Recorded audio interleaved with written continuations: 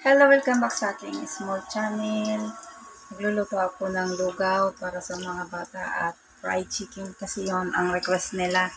Ito ipapakita ko sa inyo yung lugaw at fried chicken. Ayan yung lugaw. Lugaw. At saka yung fried chicken. Nakasalang pa. Yan. Dalawa lang kasi sila kaya dalawa lang din yung niluto ko.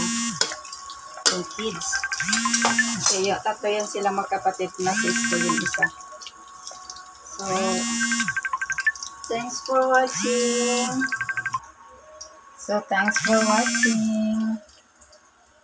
Maraming salamat sa panood.